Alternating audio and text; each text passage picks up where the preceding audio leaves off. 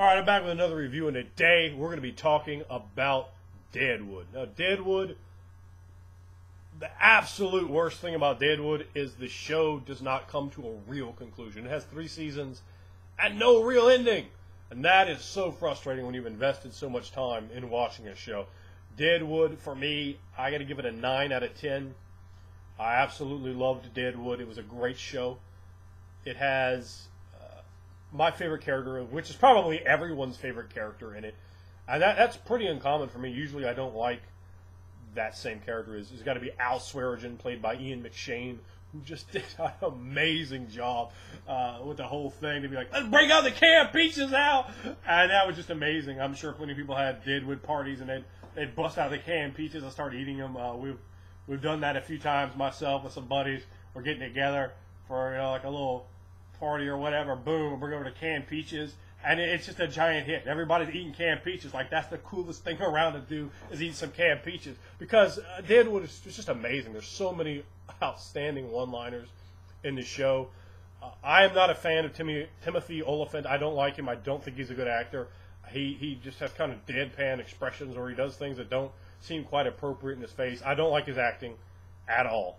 I tried to watch the other show he's in. I forget what it was, the show where he plays a cop. I couldn't get through that either. But despite Timothy Olyphant, the show still gets a 9. So just to show how much I did enjoy the show. And Ian McShane, brilliant acting. And I love how Ian McShane is pretty much the bad guy right off the bat. But then slowly he turns into the main character. Like, you're still supposed to think Timothy Olyphant's character is the protagonist, but let's be real. It was certainly Ian McShane's, Al Swearingen, that kept you watching that show, and his feud with the other guy coming in with the casino and selling, all the prostitutes and gambling. The fact where they're so grimy and dirty, they have the mud and muck of the main thoroughfare, and Al's goon, the scene where he's out there just fighting a guy, and Al's unbelievable hatred of the Pinkertons. Also, the kidney stone thing. I have had a bunch of kidney stones in my life, and it is horrendously painful. If you've not had one, you do not understand how painful passing a kidney stone is, and when they start really acting up. And to watch him on the floor for those days, man, I felt so bad for him.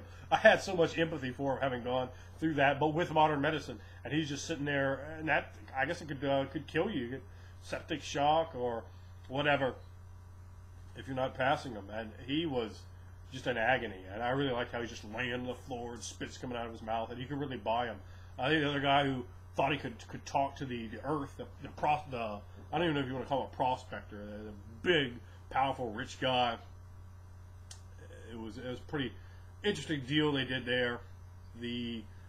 One of the great lines from it is dirt worshipping heathen. You see, I forget who it is, but the guy who was like the I don't know, with the minion. Let's call him a minion of my brothers Daryl and Daryl. That guy.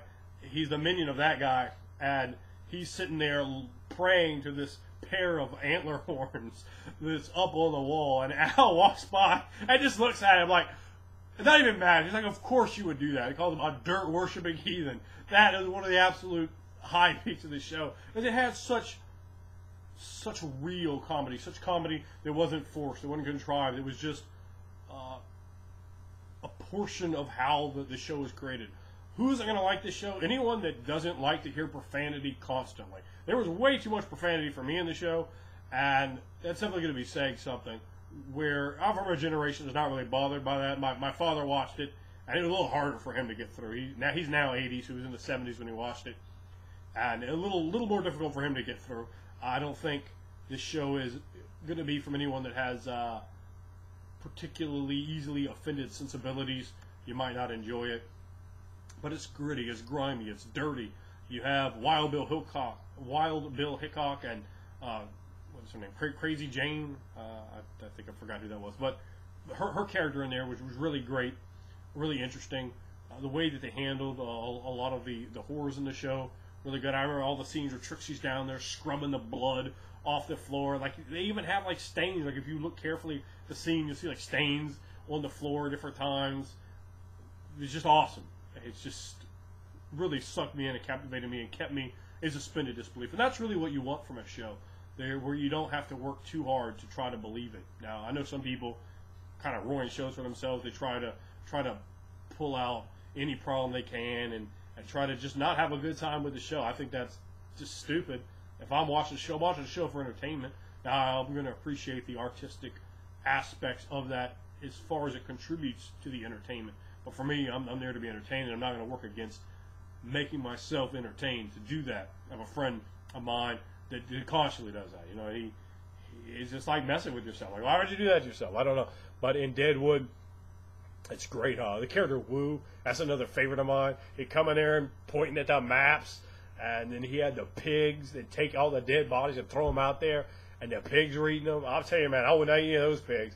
They seemed like they were fed exclusively on dead bodies that were just disappearing as the pigs. And then to the close-ups of the pigs' faces, the way they were squealing as they started devouring the dead bodies. Really gruesome stuff. There's a lot of, like I said, the show is dirty. It's gruesome.